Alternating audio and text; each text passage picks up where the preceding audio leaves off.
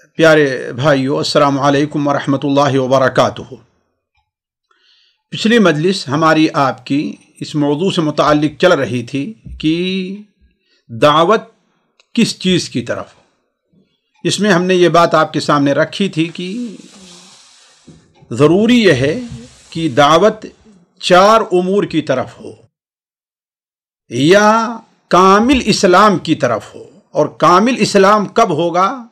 जब वो चार चीज़ें पाई जाएंगी, और ये चार वो चीज़ें हैं जिनकी तरफ तमाम अंबिया अलैहिमुस्सलातु वस्सलाम तकरीबन इन्हीं चार उमूर की तरफ दावत के लिए आए थे। अकायद में की तरफ दावत, इबादात की तरफ दावत, अखलाक की तरफ दावत और मामलात की तरफ दावत है। जैसा कि अंबिया अलैहिमुस्सलातु वस्सलाम के तज़किरे पर अगर हम नज़र करें तो ये चीज़ वाज़ेह होती है।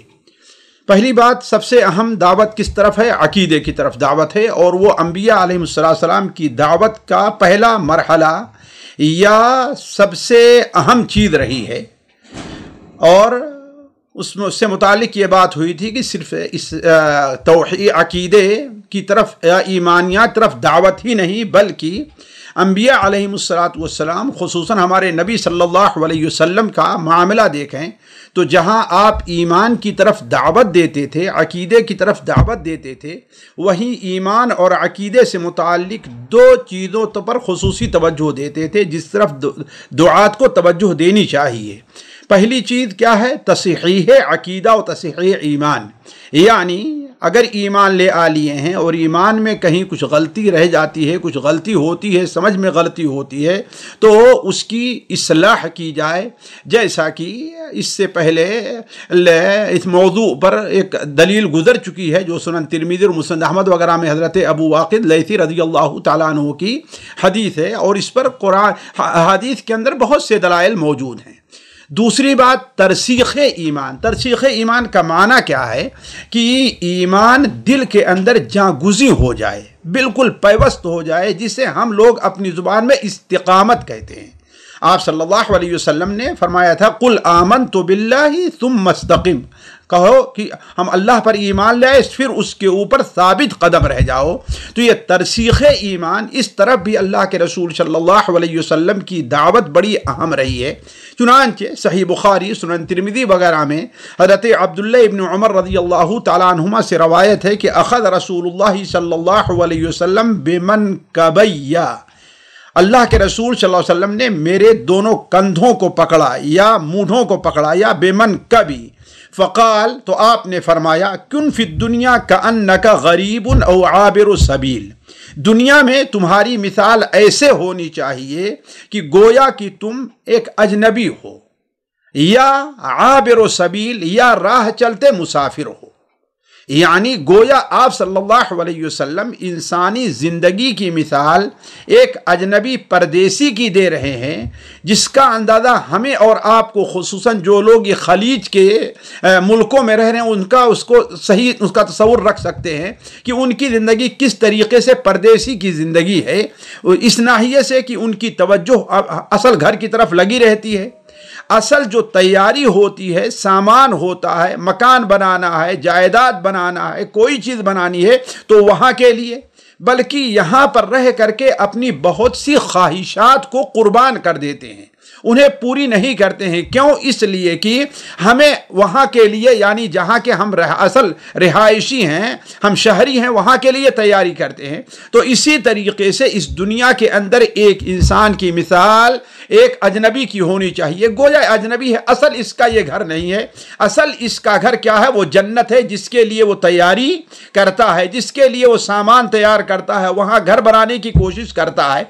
जिस तरीके से बहुत से सलफ के इस सिलसिले में वाक़यात हैं।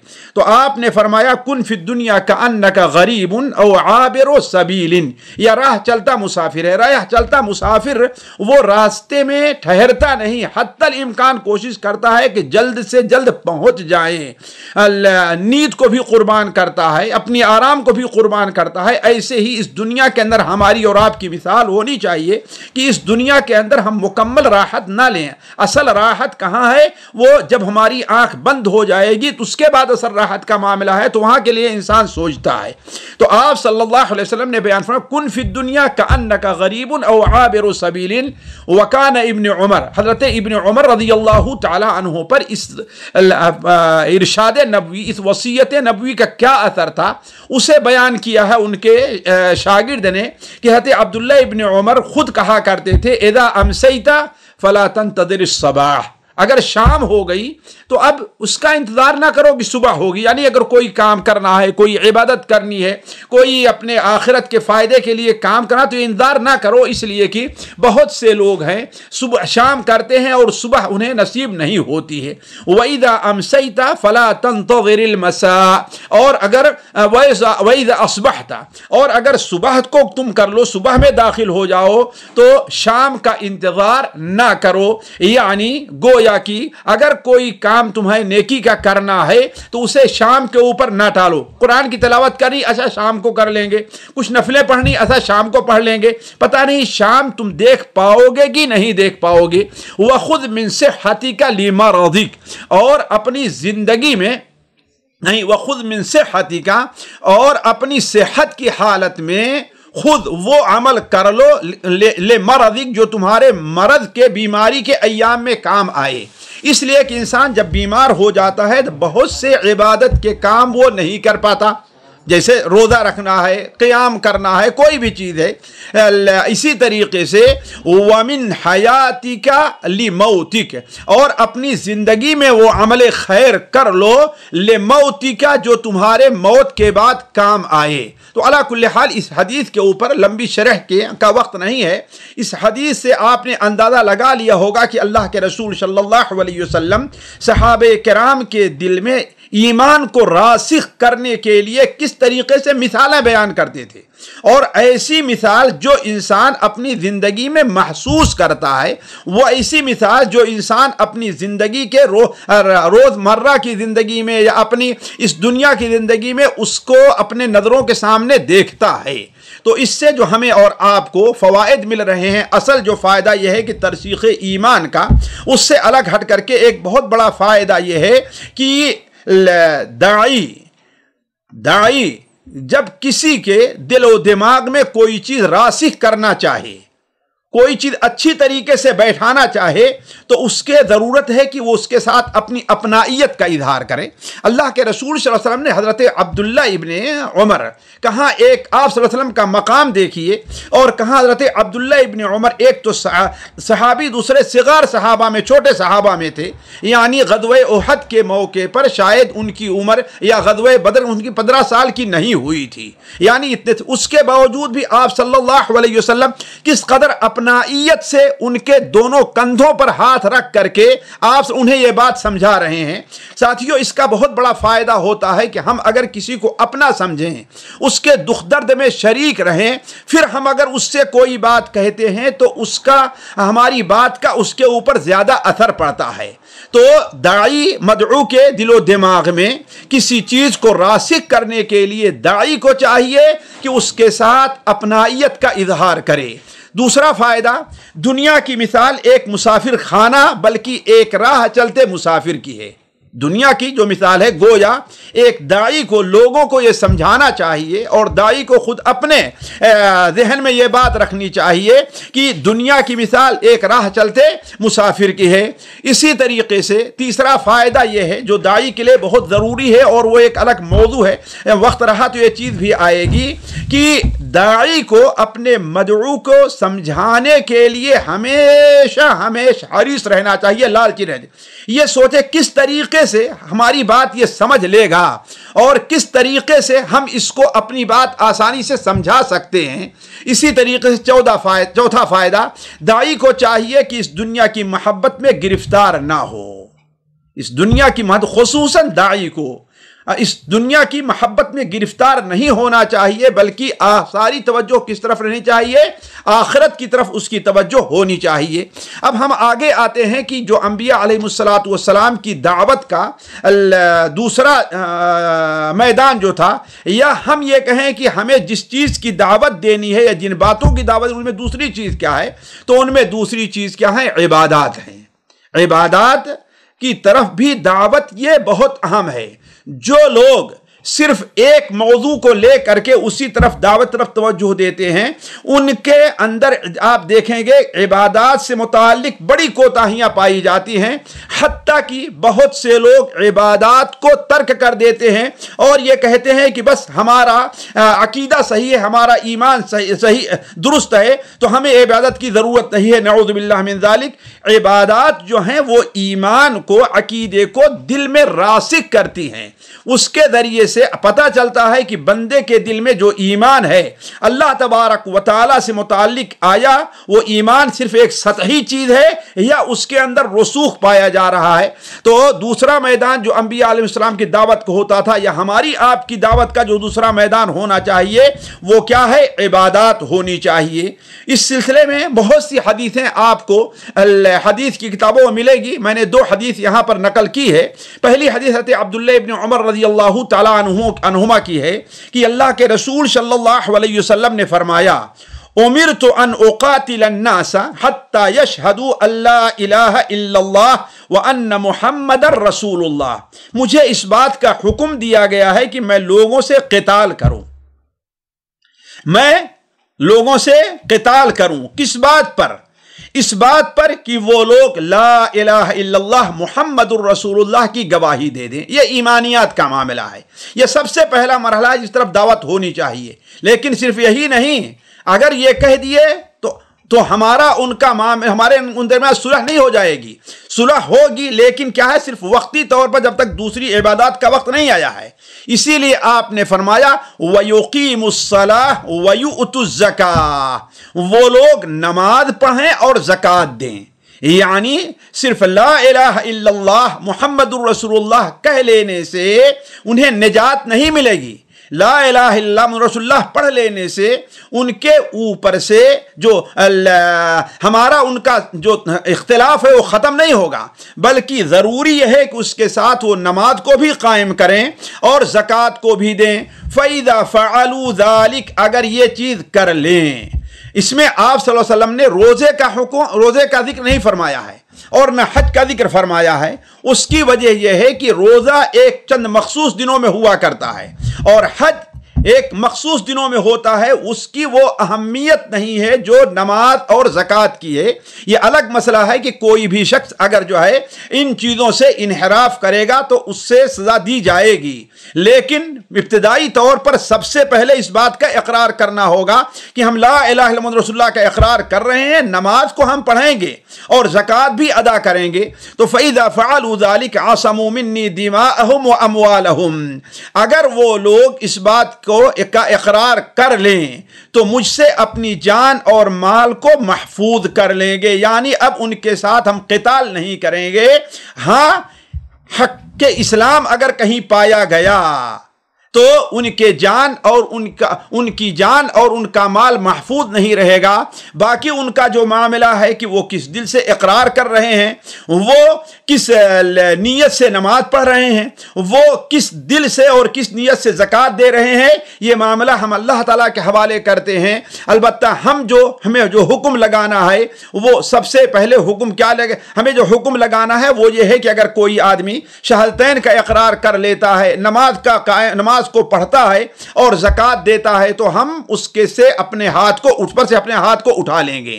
ان عبادات میں سب سے اہم چیز ساتھیوں نماز ہے، جیسا کہ نیچے والی حدیث اس کو واضح کر رہی ہے، جسے حضرت ابو مالک الاشجعی جو ایک تابعی ہیں، وہ اپنے والد جن کا نام طارق ابن اشیم یا اشیم بیان کیا جاتا ہے، ان سے بیان کرتے ہیں کہ اللہ کے رسول صلی اللہ علیہ وسلم کے زمانے میں کان الرجل اذا اسلم، جب وہ اسلام لے آتا تھا تو علمہ النبی الصلاۃ، تو سب سے پہلے جیسا کہ مسند بزار کے اندر روایت ہے، اللہ کے رسول سب سے پہلے اسے نماز سکھایا کرتے تھے، یعنی جیسے ہی اس نے لا الہ الا اللہ رسول اللہ کا اقرار کیا، اب اسے کیا کرنا ہے؟ اسے نماز سکھانا ہے۔ ثم امرہ ان یدعو بہذہ الکلمات، پھر اسے حکم دیا کرتے تھے کہ نماز کے دوران ان کلمات کو پڑھ کر کے وہ دعا کرے، اللہم اغفر لی وارحمنی واہدنی وعافنی وارزقنی، اے اللہ تعالیٰ تو مجھے بخش دے، اے اللہ تو میرے اوپر رحم فرما، اے اللہ مجھے عافیت بخش، اور اے اللہ تبارک و تعالیٰ مجھے روزی دے یا توفیق بخش۔ تو آپ صلی اللہ علیہ وسلم کے زمانے میں جب کوئی شخص مسلمان ہوتا تھا تو آپ صلی اللہ علیہ وسلم سب سے پہلے اسے نماز کی تعلیم دیا کرتے تھے۔ اس کا معنی کیا ہے؟ عقیدے کے بعد ہماری دعوت کا سب سے پہلا مرحلہ جو ہونا چاہیے وہ نماز ہونی چاہیے۔ اسی طریقے سے داعی کو سب سے پہلے اگر کسی چیز کا اہتمام کرنا ہے لا الہ الا محمد رسول اللہ کے بعد تو وہ نماز کا اہتمام کرنا ہے۔ تو اس حدیث سے جو فوائد ہوتے ہیں وہ آپ کے سامنے رکھتے ہیں۔ پہلا فائدہ، توحید و عقیدہ کے ساتھ نماز و زکوٰۃ وغیرہ جیسی عبادات کی دعوت بھی رسولوں کی دعوت کا حصہ ہے۔ اسی لیے آپ دیکھیں گے قرآن مجید میں انبیاء علیہم السلام کی صفت بیان کی گئی ہے کہ وہ نماز وغیرہ کا اہتمام کرتے تھے۔ چنانچہ حضرت اسماعیل علیہ السلام کے تذکرے میں ہے، کان صادق الوعد وکان رسول النبی وکان یأمر اہلہ بالصلاة والزکاة، اور اپنے اہلوں کو وہ نماز اور زکوٰۃ کا حکم دیا کرتا تھا۔ تو نماز اور زکوٰۃ کی طرف بھی دعوت دینا یہ انبیاء علیہ السلام کا شیوہ ہے، لہذا ہماری اور آپ کی دعوت کا ایک حصہ ہونا چاہیے، یا ہماری آپ کی دعوت کا دوسرا میدان اللہ تبارک و تعالیٰ کی عبادات ہیں۔ دوسرا فائدہ، توحید کے بعد سب سے اہم چیز جس کی دعوت دینی چاہیے وہ نماز ہے۔ اس میں کوئی دو رائے نہیں ہو سکتی ہے، اس میں کوئی دو رائے نہیں ہے۔ اسی لیے اگر کوئی شخص کہتا ہے ہم توحید کو تو مانتے ہیں لیکن نماز نہیں پڑھتے تو ہم اسے مسلمان نہیں تصور کریں گے۔ تیسرا فائدہ، داعی کے لیے نماز کا اہتمام، خصوصاً نفلی نمازوں کا اہتمام بہت ہی اہم ہے۔ صرف اہم نہیں بلکہ بہت ہی اہم ہے۔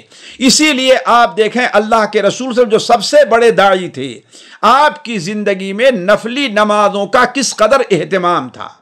صرف آپ صلی اللہ علیہ وسلم 17 رکعت فرض ہی نہیں پڑھا کرتے تھے، بلکہ آپ صلی اللہ علیہ وسلم کی نماز فرض سے کہیں زیادہ سنت اور نفل ہوا کرتی تھی۔ تو حضرت انس بن مالک رضی اللہ عنہ ایک روایت یہاں پر ہم ذکر کیے ہیں کہ وہ بیان کرتے ہیں کہ اللہ کے رسول صلی اللہ علیہ وسلم اذا اعجبہ نحو الرجل امرہ بالصلاۃ، نبی صلی اللہ علیہ وسلم کو جب کسی شخص کی توجہ اچھی محسوس ہوتی، یعنی معلوم ہوتا کہ اس شخص کے اندر کوئی خیر ہے، جیسے آپ کو معلوم ہو کہ یہ شخص جسے ہم تعلیم دے رہے ہیں، ہم جسے سکھا رہے ہیں، یہ آدمی کام کا نکلے گا، ہمارے کام کا ہو سکتا ہے، ہمیں فائدہ دے گا، یہ دعوت کے کام میں ہماری مدد کر سکتا ہے، یا ہمارے بعد یا ایک داعی بن کر کے یہ ابھرے گا، تو اس کے لیے آپ صلی اللہ علیہ وسلم کیا اہتمام فرماتے تھے؟ امرہ بالصلاۃ، آپ صلی اللہ علیہ وسلم اس کو نماز کا حکم دیتے تھے، یعنی آپ یہ حکم دیتے تھے کہ وہ بکثرت نفل نمازوں کا اہتمام کرے۔ چوتھا فائدہ ساتھیو، نبی کریم صلی اللہ علیہ وسلم جب داعیوں کو کہیں بھیجتے تھے، جیسے آپ صلی اللہ علیہ وسلم نے حضرت معاذ بن جبل ہیں، حضرت موسیٰ عشری ہیں، یا دوسرے دعات کو جب آپ ادھر ادھر بھیجا کرتے تھے تو انہیں بھی یہی تاکید فرماتے تھے آپ صلی اللہ علیہ وسلم، کیا کہ عقیدہ و توحید کے بعد عبادات کی دعوت دیں، جیسا کہ بہت سی حدیثوں سے یہ بات واضح ہوتی ہے۔ چنانچہ صحیح بخاری اور صحیح مسلم حضرت طلحہ بن عبید اللہ کی ہے، صحیح مسلم میں حضرت انس بن مالک کی روایت ہے، صحیح بخاری اور صحیح حضرت عبداللہ ابن عباس کی روایت ہے۔ ان روایات کو آپ ہم نے نمبر بھی دے دیا ہے، انہیں جا کے دیکھ سکتے ہیں۔ بلکہ صحیح مسلم میں حضرت انس بن مالک کی روایت ہے، اس میں تو ہے کہ وہ شخص آتا ہے اور کہتا ہے کہ آپ کا داعی ہمارے پاس آیا اور وہ کہہ رہا ہے کہ آپ یہ کہہ رہے اللہ امرک بہا کہ اللہ تعالیٰ نے آپ کو اس کا حکم دیا ہے، تو اس میں جہاں عقیدے یعنی توحید کا ذکر ہے وہی یہ ہے کہ آپ کے بھیجے ہوئے نے، آپ کے داعی نے کہا کہ ہمارے اوپر 5 وقت کی نماز فرض ہے، کیا اللہ تعالیٰ نے آپ کو اس کا حکم دیا ہے؟ اسی طریقے سے آپ صلی اللہ علیہ وسلم نے زکوٰۃ کا بھی حکم دینے کا، دعات کو آپ حکم کی تعلیم دیا کرتے تھے۔ اب ہم چلتے ہیں تیسرے مجال کی طرف، جس کی طرف ہمیں دعوت دینی ہے اور جس کا اہتمام کرنا ہے، وہ ہے حسن اخلاق کی طرف دعوت۔ حسن اخلاق ہم اور آپ اچھی طریقے سے سمجھتے ہیں کہ انسان جو حسن اخلاق اپنے اندر پیدا کرنا چاہتا ہے وہ بڑی اہم چیز ہے، اور اس کی بڑی فضیلت اللہ کے رسول سے بیان فرمائی ہے۔ خود نبی کریم صلی اللہ علیہ وسلم سے متعلق اللہ تعالیٰ فرماتا ہے وَإِنَّكَ لَعَلَىٰ خُلُقٍ عَظِيمٍ، آپ بہترین اخلاق کے ہیں۔ اسی طریقے سے نبی کریم صلی اللہ علیہ وسلم سے متعلق اللہ تعالیٰ فرماتا ہے فَإِمَا رَحْمَةٍ مِّنَ اللَّهِ لِنْتَ لَهُمْ، آپ اللہ تبارک و تعالیٰ کی رحمت سے نرم ہو گئے ہیں، لوگوں کے لیے آپ نرم ہیں، ان کے ساتھ نرمی کا معاملہ کرتے ہیں۔ تو حسن اخلاق جو تین چیزیں حسن اخلاق میں ساتھیوں پائی جاتی ہیں۔ ایک تو یہ ہے کہ لوگوں سے بات کرے تو ہنسمکھ چہرے سے بات کرے، ایسا محسوس ہو کہ وہ آپ سے بات کرنے کا خواہش مند ہے اور آپ سے بات کرنے میں اسے توجہ یا اسے لذت مل رہی ہے۔ دوسری چیز یہ ہے کہ لوگوں سے جب بات کرے تو اس کا چہرہ کھلا ہوا ہو، یہ نہیں کہ اپنے چہرے کو بنائے ہے۔ تو یہ پہلی چیز حسن اخلاق میں ہے۔ دوسری چیز حسن اخلاق میں یہ ہے کہ اپنے ہاتھ اور پیر سے کسی کو اذیت نہ پہنچائے۔ بذل الندى وکف الاذى وطلاقۃ الوجہ، یہ تین چیزیں ہیں جو حسن اخلاق کا مجموعہ ہیں۔ اگر وقت رہا تو اگلی مجلسوں میں یہ چیزیں بیان کی جائیں گے داعی کے لیے یہ چیزیں کتنی ضروری ہیں۔ یعنی بذل الندى یعنی جو کچھ آپ سے ہو سکے لوگوں پر خرچ کیجئے۔ ایک داعی جو ہے وہ لوگوں سے صرف کھاتا ہی نہیں ہے بلکہ لوگوں کو کھلاتا بھی ہے۔ اسی طریقے سے وکف الاذى، اور اپنے ہاتھ سے، اپنے پیر سے، اپنی زبان سے کسی کو کوئی تکلیف نہیں پہنچاتا۔ وطلاقۃ الوجہ، اور تیسری چیز جو حسن خلق کے اندر داخل ہے وہ طلاقۃ الوجہ۔ آپ دیکھیں گے تو نبی کریم صلی اللہ علیہ وسلم کی دعوت میں ان تینوں چیزوں کا بہت بڑا حصہ رہا ہے۔ یہی حصہ کیا کم ہے کہ آپ صلی اللہ علیہ وسلم نے، جیسا کہ صحیح بخاری میں روایت ہے کہ اللہ تبارک و تعالیٰ نے ایک شخص کو صرف اس لیے بخش دیا اور اسے جنت میں داخل کر دیا کہ اس نے لوگوں کے راستے سے تکلیف پہنچانے والی چیز ایک کانٹے کو اٹھا کر کے پھینک دیا تھا۔ اس سے اندازہ لگائے کہ نبی صلی اللہ علیہ وسلم کی دعوت میں حسن خلق کی کتنی اہمیت ہے۔ تو حضرت ابو ہریرہ رضی اللہ عنہ کی ایک روایت ہم نے یہاں پر نقل کی ہے، جسے امام بخاری اپنی کتاب الادب المفرد میں، امام احمد رحمہ اپنی کتاب مسند احمد میں حضرت ابو ہریرہ سے نقل کرتے ہیں کہ آپ صلی اللہ علیہ وسلم نے ارشاد فرمایا انما بعثت لأتمم صالحی الاخلاق، میری بعثت اسی لیے ہوئی ہے کہ میں اچھے اخلاق کی تکمیل کر دوں۔ تکمیل کرنے کا معنی کیا ہے؟ یعنی اسے لوگوں میں بالکل عام کروں، ایک چیز، اور دوسری چیز اس کا معنی یہ ہے کہ لوگ اس کی اہمیت کو سمجھے اور اس کی اہمیت کو اپنائیں۔ دوسری حدیث جو حضرت عمر ابن ابی سلمہ رضی اللہ تعالی عنہما سے مروی ہے، جو آپ صلی اللہ علیہ وسلم کے ربیب تھے، آپ کے ہاں ان کی پرورش ہو رہی تھی، جو حدیث صحیح بخاری اور صحیح مسلم میں ہے اور بہت عام حدیث ہے۔ ان کے شاگرد وہب ابن کیسان بیان کرتے ہیں کہ انہوں نے حضرت عمر ابن سلمہ ابی سلمہ رضی اللہ تعالی عنہما سے سنا، وہ بیان کرتے ہیں کنت غلاما فی حجر رسول اللہ صلی اللہ علیہ وسلم وکانت یدی تطیش فی الصحفہ فقال لی رسول اللہ صلی اللہ علیہ وسلم یا غلام سم اللہ وکل بیمینک وکل مما یلیک فما زالت تلک طعمتی بعدو۔ حضرت وہب بن کیسان کہتے ہیں کہ انہوں نے عمر ابن سلمہ رضی اللہ عنہ بیان کرتے ہوئے سنا کہ میں ایک لڑکا تھا، ایک بچہ تھا، یعنی میری عمر ابھی چھوٹی تھی، جو رسول اللہ صلی اللہ علیہ وسلم کی زیر پرورش تھا۔ آپ ہی ہماری پرورش کرتے تھے، اس لیے کہ ان کی والدہ حضرت ام سلمہ رضی اللہ تعالی عنہا سے نبی صلی اللہ علیہ وسلم نے حضرت ابو سلمہ کے انتقال کے بعد شادی کر لی تھی۔ تو بچوں کی جو ان کے چاہے زینب بنت ام سلمہ ہوں یا حضرت عمر ابن ابی سلمہ ہیں، یہ دونوں کے دونوں نبی صلی اللہ علیہ وسلم کے پاس ان کی پرورش ہوتی تھی۔ تو اسی دوران ایک بار میرا ہاتھ کھانے کے صحن میں ادھر ادھر گھوم رہا تھا، جیسے بچوں کی عادت ہوتی ہے، کبھی یہاں سے لیا، کبھی آگے سے لیا، کبھی دوسرے کے سامنے سے اٹھا لیا، جسے دیکھ کر رسول اللہ صلی اللہ علیہ وسلم نے فرمایا، اے بچے، یہ دیکھیے اخلاق کی تعلیم، اچھے اخلاق کی تعلیم، اے بچے، اللہ کا نام لے کر یعنی بسم اللہ پڑھ کر کھاؤ، اپنے دائیں ہاتھ سے کھاؤ اور اپنے سامنے سے کھاؤ۔ گویا آپ صلی اللہ علیہ وسلم انہیں کھانے میں جو اچھا اخلاق، اس لیے کہ ہر آدمی اس کو برا سمجھے گا اور بدخلقی سمجھے گا کسی کے سامنے سے اٹھا کر کوئی چیز کھا لے رہا ہے، تو حضرت عمر بیان کرتے ہیں کہ اس نصیحت کا میرے اوپر اثر یہ تھا کہ جب سے آپ نے بتایا ہے اس وقت سے کھانے کا میرا طریقہ یہی رہا ہے کہ میں کھاتا ہوں تو بسم اللہ پڑھ کر کے کھاتا ہوں اور دائیں ہاتھ سے کھاتا ہوں اور اپنے سامنے سے کھاتا ہوں۔ اس حدیث سے جو ہمیں فوائد ملتے ہیں وہ یہ ہے کہ پہلا، داعی کے لیے حسن خلق کی اہمیت۔ وہ کیسے؟ اللہ کے رسول صلی اللہ علیہ وسلم کیا بیان فرما رہے ہیں کہ میری بعثت ہی اسی لیے ہوئی ہے کہ میں حسن اخلاق کی تکمیل کر دوں۔ اس لیے اس سے معلوم ہوا کہ داعی کے لیے حسن خلق کی اہمیت بہت زیادہ ہے۔ دوسری چیز، حسن خلق کی طرف دعوت رسول اللہ کی دعوت کا ایک حصہ ہے، جیسا کہ آپ جگہ جگہ اس کی دعوت دیتے رہے ہیں لوگوں کو۔ آپ یہ حدیثیں، یہ باتیں ہم سے اور آپ سے چھپی ہوئی نہیں ہیں۔ تیسری چیز، کھانے پینے کے آداب کی تعلیم بھی دعوت کا ایک حصہ ہے۔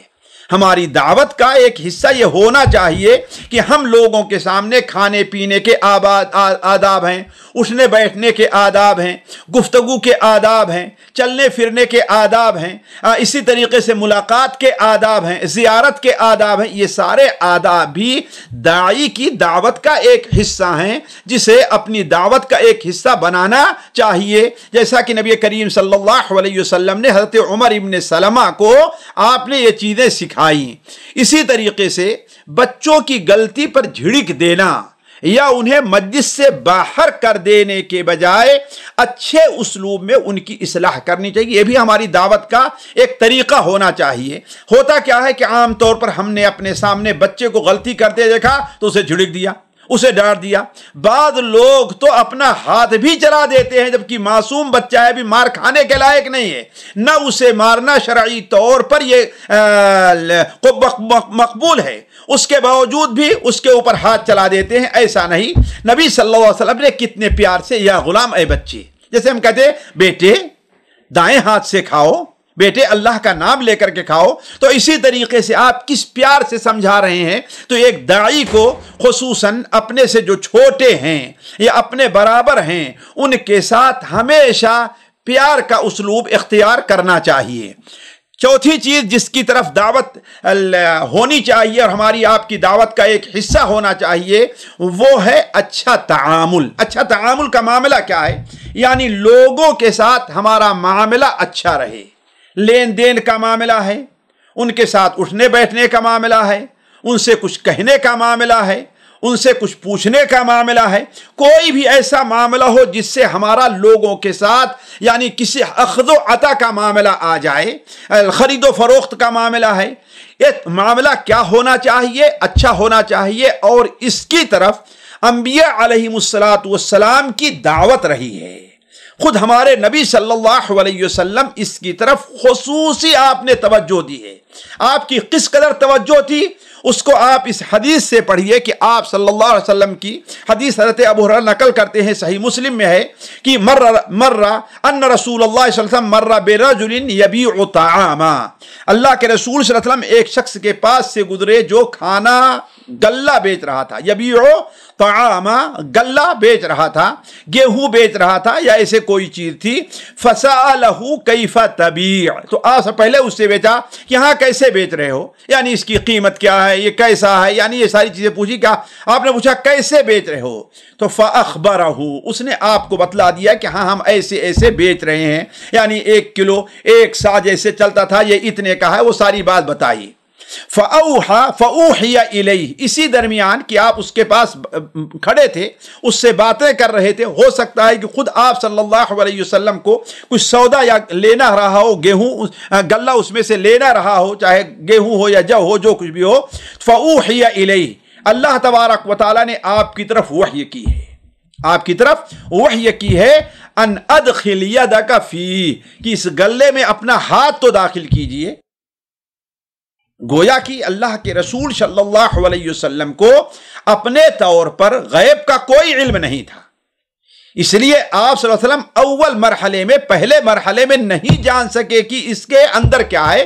تبھی تو اللہ تعالیٰ نے وحی کی کہ آپ اندر اپنا ہاتھ داخل کیجیے.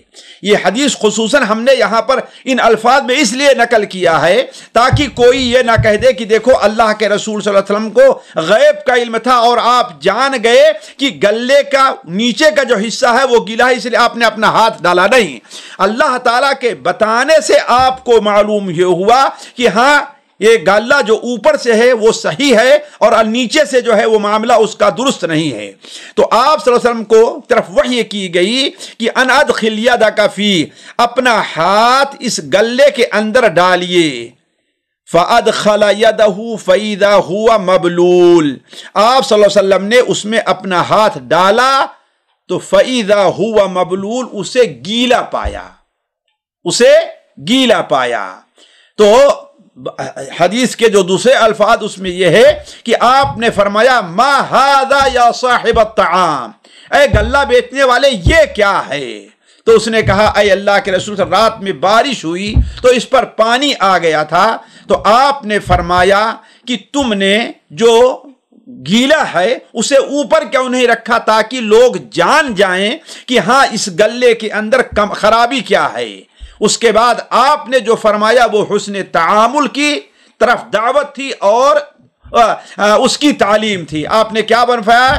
لیس منا من غشا، جس نے دھوکہ دیا، جس نے عیب کو چھپایا، جس نے خرید اور فروخت میں لوگوں کے سامنے اس کی حقیقت نہیں واضح کی، وہ ہم میں سے نہیں، ہمارے طریقے سے نہیں ہے. تو گویا آپ نے یہ بتایا کہ لوگوں کے ساتھ اچھا معاملہ نہ رکھنا یہ مسلمانوں کا طریقہ نہیں ہے. اور یہی معنی اس حدیث کا جو صحیح مسلم کے اندر ہے اور صحیح بخاری میں معلقاً ہے کہ آپ نے فرمایا الدین النصیحہ، دین کیا ہے؟ خیر خواہی کا نام ہے. کس بارے میں؟ دنیاوی لحاظ سے بھی، دینی لحاظ سے بھی، عبادت کے لحاظ سے بھی، معاملات کے لحاظ سے بھی، اخلاق کے لحاظ سے بھی، ہر لحاظ سے دین کیا ہے؟ خیر خواہی کا نام ہے. بلکہ اگر دیکھیں تو حسن تعامل پر اللہ کے رسول صلی اللہ علیہ وسلم لوگوں سے بیعت بھی کیا کرتے تھے. چنانچہ صحیح بخاری اور مسلم میں وہ حدیث جو جریر بن عبداللہ رضی اللہ تعالیٰ عنہ سے مروی ہے، وہ بیان فرماتے ہیں کہ ہم نے اللہ کے رسول صلی اللہ علیہ وسلم سے بیعت کی. کس بات پر؟ علی اقام الصلاۃ وَإِيتَاءِ الزَّكَاةِ وَالنُّصْحِ لِكُلِّ مُسْلِمٍ. کس بات پر بیعت کی؟ کہ نماز قائم کرنے پر اور کیا؟ زکوٰۃ ادا کرنے پر اور ہر مسلمان کے ساتھ خیر خواہی کرنے پر. ظاہر بات ہے خیر خواہی کا اصل معنی اگر آپ جاننا چاہیں تو یہ سمجھیں کہ آپ لوگوں کے ساتھ ویسا معاملہ کیجئے جیسا آپ کو پسند ہے کہ لوگ آپ کے ساتھ معاملہ کریں. مثال کے طور پر آپ کسی دکان پر گئے تو ہر انسان کی یہ خواہش ہوگی کہ دکاندار آپ کو سستا مال دے، بیچنے میں آپ کے ساتھ آسانی کرے. لہذا آپ کو بھی چاہیے کہ آپ لوگوں کے ساتھ قیمت ادا کرنے میں، لوگوں کو اس مال کو خریدنے میں بھی آپ آسانی سے کام لیں. جیسا کہ صحیح بخاری وغیرہ میں ہے رحم اللہ رجلا سمحا اذا باع سمحا اذا اشترى. اللہ تعالیٰ کی رحمت ہو اس بندے کے اوپر جو بیچتا ہے تو آسانی نرمی سے کام لیتا ہے اور خریدتا ہے پھر بھی نرمی سے کام لیتا ہے. یہ نہیں کہ جو بیچنا ہے تو اس کو مہنگا بیچنے کی کوشش کرو، اڑ جائیں ایک قیمت کے اوپر، اس سے کم زیادہ نہ ہونے دیں. اور اگر خریدنا ہے تو کوشش کریں کہ جو سامنے والا ہے اس سے ضد کر کے کم کروانے کی کوشش کریں. تو یہ اسلام کا طریقہ نہیں ہے. تو آپ صلی اللہ علیہ وسلم نے لوگوں سے، حضرت جریر ابن عبداللہ سے بیعت کی کہ وَالنُّصْحِ لِكُلِّ مُسْلِمٍ. اس حدیث سے جو ہمیں اور آپ کو دعوتی لحاظ سے فائدے ہو رہے ہیں، پہلا فائدہ یہ ہے کہ اچھے تعامل کی دین میں بڑی اہمیت ہے، بلکہ اچھا تعامل دین کا ایک حصہ ہے. تیسری چیز، داعی کی ذمہ داری ہے کہ لوگوں کو حسن تعامل کی دعوت دے، یعنی یہ بھی بتلائے کہ خرید فروخت کے اصول کیا ہیں، ایک مسلمان کو لوگوں کے ساتھ کیا اصول رکھنا چاہیے. ایک مسلمان کو یہ چاہیے کہ جو معاملہ لوگوں کے ساتھ کرتا ہے لوگوں کے ساتھ ویسا ہی معاملہ کرے جیسا وہ پسند کرتا ہے کہ لوگ اس کے ساتھ وہ معاملہ کریں. تیسرا فائدہ، جریر ابن عبداللہ کی حدیث کو امام بخاری اور امام مسلم نے، یہ بڑی اہم چیز ہے، اس کے اوپر غور کریں. جریر ابن عبداللہ کی حدیث کو امام بخاری اور امام مسلم نے کتاب الایمان میں رکھا ہے. کتاب الایمان میں رکھا ہے، جس سے معلوم ہوا کہ اچھے تعامل کا اہتمام ہمارے ایمان کا حصہ ہے. گویا کہ ہمارے اسلام میں کمی رہ جائے گی، یا اس شخص کے اسلام میں کمی رہ جائے گی جو لوگوں کے ساتھ اپنے معاملات اچھا نہیں رکھتا. اس نے اس آیت کے اوپر عمل نہیں کیا کہ یا ایھا الذین آمنوا ادخلوا فی السلم کافہ. چوتھا فائدہ، داعی کو چاہیے کہ بغرض اصلاح مدعوین کی غلطیوں پر نظر رکھے. مدعوین ہمارے جن کو ہم دعوت دیتے ہیں، خصوصاً ہمارے جو شاگرد ہیں، ان کی جو غلطیاں ہیں اس کی اصلاح کرے. جیسا کہ آپ صلی اللہ علیہ وسلم نے آپ اس شخص کے پاس گئے اور اللہ تعالیٰ نے آپ طرف وحی کی کہ اس سے یہ غلطی ہے، اس کو آپ دیکھیں کہ اس نے کیا غلطی کر رہا ہے. تو مدعوین کی غلطیوں پر نظر ہونی چاہیے. پانچویں چیز، ایک مومن کے ساتھ شرعی خیر خواہی، ایک مومن کے ساتھ خیر خواہی اس کا شرعی ہمارے اوپر حق ہے، جس کا ادا کرنا ہمارے اوپر واجب ہے. چوتھی چیز ساتھیوں، یا اس درس کا جو یہ سلسلہ چل رہا اس کا چوتھا مرحلہ، پہلا مرحلہ تھا دعوت، اس کی اہمیت اور فضیلت. دوسرا مرحلہ تھا کہ دعوت کا کام ہم کیوں کرتے ہیں، اور تیسرا مرحلہ ہم نے رکھا تھا کہ دعوت کس چیز کی طرف دی جائے. اب یہ چوتھا مرحلہ کہہ لیجئے یا چوتھا باب کہہ لیجئے کہ دعوت کیسے دی جائے. ایک داعی کے لیے یہ بڑی اہم چیز ہے. بہت سے لوگ اپنی دعوت میں فیل ہو جاتے ہیں، یا ان کی دعوت کا فائدہ ہونے کے بجائے دعوت کا نقصان ہوتا ہے. کیوں؟ اس لیے کہ انہوں نے یہ نہیں دیکھا کہ ہمیں دعوت کا کام کیسے کرنا چاہیے، ہم دعوت لوگوں کو کیسے دیں، کن امور کی ضرورت پڑتی ہے، یا ایک داعی کو اپنے اندر کیا صفات پیدا کرنی چاہیے. بلکہ اسی چیز کو لیجئے کہ دعوت کیسے دی جائے، یعنی ایک داعی کے اندر کیا صفات ہونی چاہیے، ایک داعی کو اپنے اندر کن چیزوں کا پیدا کرنا ضروری ہے کہ وہ دعوت کے میدان میں کامیاب ہو جائے. تو اس سلسلے میں ساتھیوں دیکھیے، بنیادی طور پر داعی کے لیے کو اپنے اندر 3 صفات پیدا کرنا بہت ضروری ہے. غیر بنیادی صفات وہ کسی اور مرحلے میں آپ کے سامنے رکھی جائیں گی، لیکن بنیادی طور پر داعی کے لیے ضروری ہے کہ وہ اپنے اندر 3 صفت پیدا کرے. علم کی صفت، بغیر علم کے دعوت دینی جائز نہیں ہے، اللہ کے عذاب کو اپنے اوپر دعوت دینی ہے.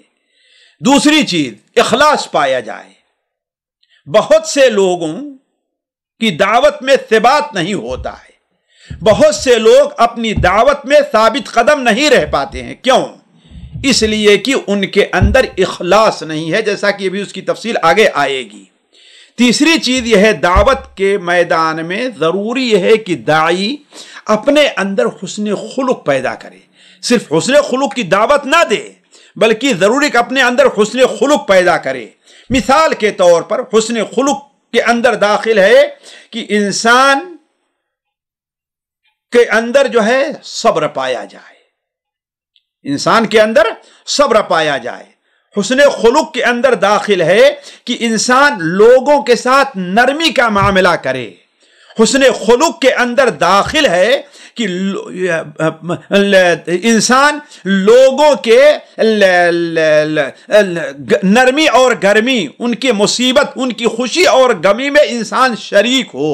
یہ ساری چیزیں حسن خلق کے اندر داخل ہیں، جس کی تفصیل بعد میں آئے گی جب ہم یہ رکھیں گے کہ حسن خلق کی اہمیت کیا ہے دعوت کے میدان میں۔ تو کہنے کا مطلب یہ ہے کہ بنیادی طور پر داعی کے اندر یہ 3 صفات پائی جانی چاہیے۔ اگر ان 3 صفات میں سے کوئی بھی صفت داعی کے اندر نہیں پائی گئی تو دعوت کے میدان میں کبھی بھی وہ کامیاب نہیں ہو سکتا ہے، نہ اس کی دعوت صحیح طور پر شرعی دعوت مانی جائے گی۔ تو سب سے پہلی چیز جس کا علم جو صفت ہمارے اندر پیدا ہونی چاہیے وہ کیا ہے؟ علم ہے۔ سب سے پہلے یہ ضروری ہے کہ داعی کی دعوت جو ہو وہ علم کے اوپر مبنی ہو۔ اللہ تبارک و تعالیٰ نے قرآن مجید میں اس پر خصوصی توجہ دی ہے اور متنبہ کیا ہمیں اور آپ کو۔ چنانچہ اللہ تعالیٰ فرماتا ہے، نبی صلی اللہ علیہ وسلم کو حکم دیا، قُلْ هَٰذِهِ سَبِيلِي أَدْعُو إِلَى اللَّهِ عَلَىٰ بَصِيرَةٍ، کہہ دیجئے کہ یہ میرا راستہ ہے، ادعو الی اللہ، میں اللہ کی طرف دعوت دے رہا ہوں، علی بصیرہ، بصیرت کی بنیاد پر۔ بصیرت سے کیا مراد ہے ساتھیوں؟ علماء کہتے ہیں کہ بصیرت کا معنی ہے کہ بصیرہ فی الدعوہ، بصیرہ فی المدعو، بصیرہ علی اسالیب الدعوہ، وَبَصِيرَةٌ عَلَىٰ مَا أَدْعُو إِلَيْهِ، یہ 4 چیزیں اس کے اندر داخل ہیں۔ تو داعی کے لیے علم کی ضرورت یا علم کی صفت اپنے اندر پیدا کرنا، یہ علم حاصل کرنا، یہ بنیادی چیز ہے۔ اس سلسلے میں جیسا کہ ہم نے کہا اسے 4 چیزوں کا علم ہونا چاہیے۔ دعوت کا علم، یعنی دعوت کی فضیلت کیا ہے، اہمیت کیا ہے، دعوت چھوڑنے کے نقصانات کیا ہیں، جس کی تفصیل آپ کے سامنے 2-3 مجلسوں میں پہلے گزر چکی ہے، میں اس سے چھیڑ خانی نہیں کروں گا۔ لیکن وہ ضروری یہ ہے کہ ہمیں دعوت کا علم ہو۔ بہت سے لوگ دعوت کا کام کیوں نہیں کرتے؟ اس لیے نہیں کرتے ہیں کہ انہیں یہ معلوم نہیں ہے کہ دعوت کے چھوڑنے کا کتنا بڑا نقصان ہے یا دعوت سے ہمارا کتنا بڑا فائدہ ہے، یہ نہیں جانتے ہیں۔ تو سب سے اہم یہ ہے کہ دعوت کا علم ہو کہ دعوت ہے کیا چیز، شرعی طور پر اس کا حکم کیا ہے۔ دوسری چیز کیا ہے؟ مدعو کا علم ہے۔ دوسری چیز ہے مدعو کا علم ہے۔ مدعو یعنی ہم جسے دعوت دے رہے ہیں، جسے ہم دعوت دے رہے ہیں، جسے ہم اللہ کا پیغام پہنچا رہے ہیں، یہ بڑی اہم چیز ہے۔ اس لیے کہ آپ جانتے ہیں کہ لوگوں کے مزاج، لوگوں کا علم، لوگوں کی طبیعت، لوگوں کی عمر، لوگوں کا ماحول، یہ الگ الگ ہوا کرتے ہیں، اور ہر چیز کا دعوت کی کامیابی یا ناکامی میں ایک بہت بڑا رول ہے۔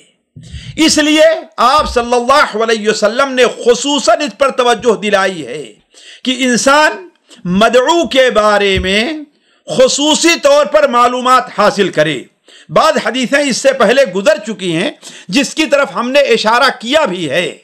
آج ہم آپ کے سامنے 2-1 حدیثیں اس سلسلے میں رکھتے ہیں۔ سب سے پہلی حدیث جو صحیح بخاری اور صحیح مسلم میں ہے، حضرت ابو جمرہ ایک بڑے مشہور تابعی ہیں، وہ بیان کرتے ہیں، کنت اترجم بین ابن عباس و بین الناس فقال ان وفد عبد القیس اتوا النبی صلی اللہ علیہ وسلم فقال من الوفد او من القوم قالوا ربیعة فقالوا مرحبا بالقوم او بالوفد غیر خزایا ولا نداما۔ یہ حدیث ہے صحیح بخاری کی، جیسے ہم نے لکھا ہے، ہمیں جو ابھی سروکار ہے اس کے پہلے اس کے ابتدائی جو الفاظ ہیں اس سے جس کا ذکر ہم نے کیا، کہتے ابو جمرہ بیان کرتے ہیں کہ عبداللہ ابن عباس رضی اللہ عنہما اور لوگوں کے درمیان ترجمانی کا فریضہ انجام دیتا تھا۔ شاید یہ اس وقت کا مرحلہ ہو کہ عبداللہ بن عباس جبکہ نابینا ہو گئے تھے. تو ایک موقع پر حضرت عبداللہ ابن عباس نے فرمایا قبیلے عبد القیس کا وفد نبی صلی اللہ علیہ وسلم کی خدمت میں حاضر ہوا تو آپ صلی اللہ علیہ وسلم نے پوچھا کون سا وفد ہے یا کون لوگ ہیں؟ ان لوگوں نے جواب دیا ربیعہ قبیلے سے آئے ہیں. آپ نے فرمایا خوش آمدید، نہ رسوائی اور نہ ندامت. ان لوگوں نے عرض کیا کہ ہم آپ کے پاس ایک دور دراز علاقے سے حاضر ہوئے ہیں. باقی آگے کے حدیث بیان فرمائی. اس فوائد اس حدیث کی شرح میں ابن ابی جمرہ رحمہ اللہ لکھتے ہیں کہ اس حدیث میں اس بات پر دلیل ہے کہ آنے والے کے بارے میں اس سے متعلق سوال کرنا مستحب ہے تاکہ اسے اس کے لائق مقام دیا جا سکے. وہ عام آدمی ہے، کوئی قوم کا بڑا اور شریف ہے، جیسا کہ آپ صلی اللہ علیہ وسلم نے حضرت جریر ابن عبداللہ جب آئے تو آپ نے کیا بیان فرمایا تھا؟ اذا اتاکم قریب قوم فاکرموہ، جب تمہارے پاس کسی قوم کا معزز شخص آئے تو اس کی عزت کرو، اس کو عزت دو. تو کہنے کا مطلب یہ ہے گویا مدعو کے بارے میں معلومات حاصل کرنا یہ بڑی اہم چیز ہے. دوسری چیز مدعو کے مقام اور مرتبہ کا لحاظ رکھنا چاہیے اور اسے خطاب کرنے میں اس کے مقام کا لحاظ رکھنا چاہیے. اللہ کے رسول صلی اللہ علیہ وسلم نے کافر حاکم ہرقل کو خط لکھا تو اسے بھی عظیم الروم سے خطاب کیا تھا. یعنی آپ نے کہا الی ہرقل عظیم الروم، عظیم روم ہرقل کی طرف. تو وہ کافر تھا، وہ کسی بھی قسم کا عظمت کا حقدار نہیں تھا، لیکن اس کا ایک مقام تھا دنیاوی طور پر. تو آپ نے دعوت کے لیے اس کو عظیم الروم کہہ کر کے آپ نے خطاب فرمایا. اس کے برخلاف حضرت عبداللہ ابن عباس رضی اللہ تعالیٰ عنہما جو آپ کے سامنے ایک بچے تھے، کہاں آپ کی عمر صلی اللہ علیہ وسلم 60-63 سال کی، عبداللہ ابن عباس کی عمر جو ہے 10 سال 11 سال اور 12 سال کی، ایک بچے تھے، آپ کے چچزاد بھائی تھے. تو آپ نے انہیں کہا یا غلام، اے بچے. تو گویا دعوت میں مدعو کو سامنے رکھا جائے کہ چھوٹا ہے، کس سے خطاب کر رہے ہیں، جاہل ہے، عالم ہے، بڑا ہے، چھوٹا ہے، امیر ہے، مامور ہے، یہ ضروری ہے. تیسری چیز ہر شخص کو اس کی ضرورت اور اس کے مستوی کے مطابق دعوت دینی چاہیے. معلوم کرنے کا ہے کہ کس کو ہم کیسے دعوت دیں. جو جس معیار کا ہوگا، جس علم کا ہوگا، جس مستوی کا ہوگا، اس کے حساب سے ہم دعوت دیں گے. چوتھا فائدہ، مدعو میں اگر کوئی خوبی ہے تو دعوت سے پہلے اس خوبی کا ذکر کیا جائے. یہ بڑا اہم ہے. آپ بڑے اچھے آدمی ہیں، مجھے معلوم ہوا ہے کہ آپ بڑے سنجیدہ ہیں. اس کا اثر کیا ہوگا کہ مدعو ہماری آپ کی بات قبول کرنے پر جو ہے آسانی سے راضی ہو جائے گا. جیسا کہ آپ نے وفد عبد القیس سے متعلق کیا فرمایا تھا کہ غیر خزایا ولا ندامہ، یعنی تم ہمارے پاس آئے ہو، تمہاری خوبی یہ ہے کہ تم اپنی خوشی سے مسلمان ہوئے ہو، تمہیں قید و سبی کی رسوائی سے دوچار نہیں ہونا پڑا ہے. تو کہنے کا مطلب یہ ہے کہ پہلی چیز مدعو کا علم، جس کو ہم دعوت دے رہے ہیں اس کا ہم علم حاصل کریں. ہم میں سے بہت سے لوگ اس چیز کو مد نظر نہیں رکھتے تو انہیں رسوائی اٹھانی پڑتی ہے اور بسا اوقات اپنی دعوت کے اندر فیل ہو جایا کرتے ہیں. آج کی مجلس کو ہم یہیں پر روکتے ہیں، پھر اگلی مجلس انشاءاللہ آپ کے سامنے اگلے ہفتے میں رکھی جائے گی. تب تک کے لیے ہم آپ سے اجازت چاہتے ہیں. والسلام علیکم ورحمۃ اللہ وبرکاتہ. سامعین کرام، ہمارے علمی اور عوامی دروس اور سوال و جواب کی مجلسوں سے آپ خود بھی مستفید ہوں اور اپنے دوست و احباب کے ساتھ بھی شیئر کریں. عین ممکن ہے کہ آپ کے شیئر سے کسی کی اصلاح اور آپ کے لیے صدقہ جاریہ بن جائے. واٹس ایپ پر اسلامک میسج حاصل کرنے کے لیے نمبر نوٹ فرمائیں: یعقوب عزیز 00966 5089 59707. واٹس ایپ سوال جواب گروپ میں ایڈ ہونے کے لیے نمبر نوٹ فرمائیں: عبدالسلام عمری 00966 502627 622. نمبر بھیجتے ہوئے نام اور پتہ ضرور لکھیں. اسی طرح ہمارے یوٹیوب چینل اسلامی دعویٰ کو ضرور سبسکرائب کریں تاکہ ہماری ہر نئی اور اہم ویڈیو کی اطلاع آپ کو فوری حاصل ہو جائے. تمام دروس، مقالات اور سوال و جواب سیریز کے لیے ہماری مشہور ویب سائٹ www.islamidawah.com کا مشاہدہ کرتے رہیں. السلام علیکم ورحمۃ اللہ وبرکاتہ.